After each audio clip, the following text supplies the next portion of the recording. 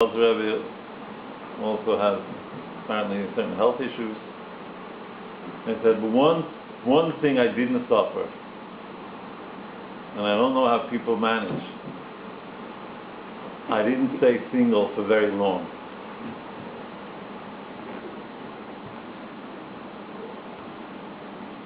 The whole topic, the whole area of being single is, what we're here to talk about a little bit tonight. And Hashem tells us we should do it justice. How many people here, by show of hands, have heard of Rabbi Nachman's motto? Let's call it Pitgam, as we say in Hebrew. Mitzvah gedola liyos v'simcha tamid. It's a great mitzvah to always be happy. Okay. Is everybody in favor of that? Say aye. Aye.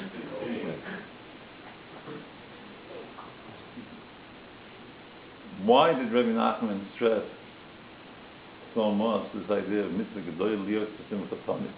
Tamid, always. No matter what, be b'simcha. And being b'simcha, by the way, it does mean being happy. That's being happy is good, but the Rebbe didn't expect us to plaster a smile on our faces and just say we're happy. We're going to talk about what that means a little bit, to be happy, but the b'simcha really means more to be optimistic, to be positive thinking, right?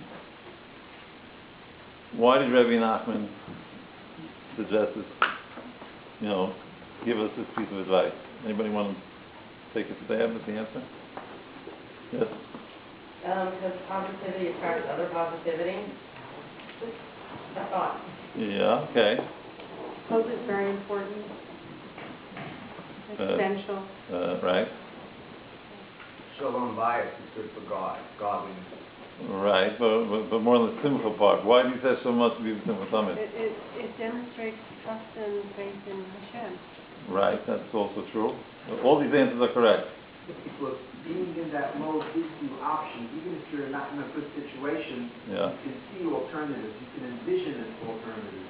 If you're not in the state of simcha, then you see it's bad, you say, oh, this is my lot, and you look for other bad things. Okay, that's also right, the development. But why did the Rebbe have to put it so strongly? Because if you're negative and unhappy, you're scaring away potential sympathy and that thinking. That's probably also true. I'll give up two more tries. Yes. Because you're not supposed to rob someone of his spirit, so you can spirit it yourself. That's also true. That's all these things are results of being Simcha. No, I'm sorry, I'll ask the respondent for now. I think it's just Keep it brief. a reminder of what we should be. Okay. I'll tell you why the Rabbi emphasized so much to be Simcha. Because life is full of pain. And we're hurting all the time. And we have to be Simcha. Because otherwise, we'll be dead. We'll be the walking dead. Right? And I want to read, at the risk of boring you, I'll be reading a few pieces from the Likutei Moharan, which is Rabbi Nachman's magnum opus, as we call it. His major work, for those of you who don't happen to speak Latin. Right? And let me just read it. This is from, if you're the scholarly type, that's lesson Kuf Yud Tes, 119, and the second part of the Likutei Moharan. The Rebbe spoke to us any number of times about the suffering of Olam Hazeh. That every person in the world is full of suffering. There's no one who lives in Olam Hazeh without it. Even the rich, even the very rich, and nobility, politicians, let's say, you'll pardon the expression in our time. Ein lahem shum Olam Hazeh klal. They don't have Olam Hazeh. They don't have any of this world. Right? Why? Because all their days, their entire life is filled with anger, frustration, and pain. And they have worries, and they have so many things on their mind, and they're depressed and anxious all the time. And each one also has his own personal suffering, besides the general suffering that we have as human beings, right?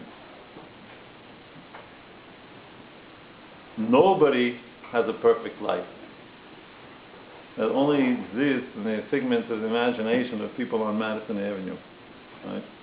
It's their fault for confusing us and making us suffer more. Right? But I just want to skip down to where the Rebbe says like this. Ona v'Omar Rabbeinu Zal. Rabbi Nachman said emphatically, Hinei hakol oimrim sheyesh oil mazeh v'oil mabah.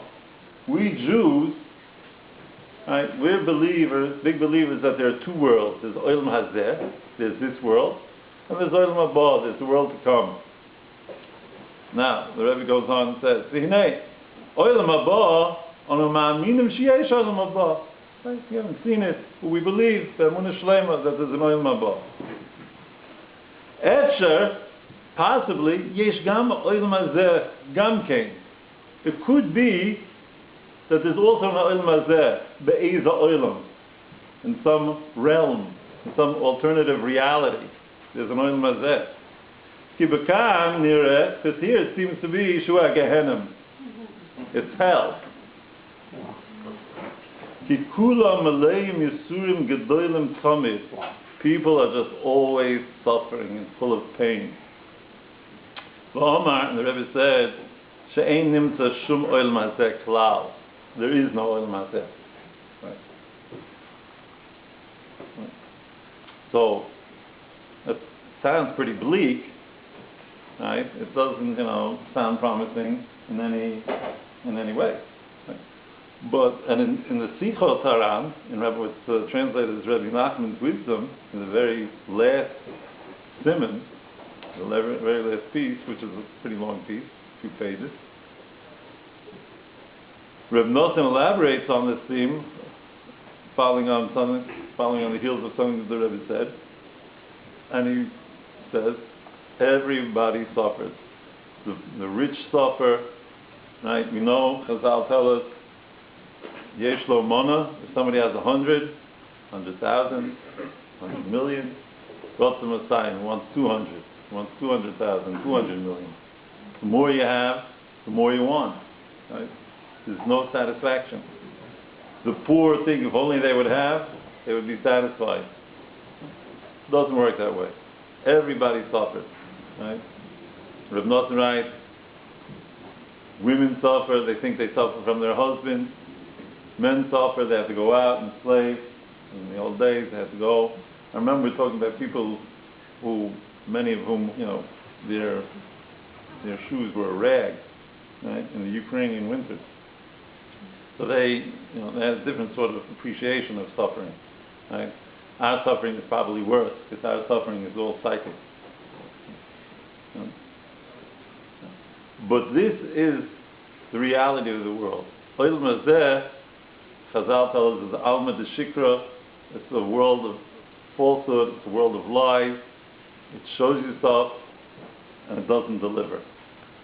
Where the Rebbe gives it earlier on in Rabbi Nachman's wisdom, that the Yetzer Hara is like a prankster, running around with his hands shut, saying, "What have I got here? Lexus.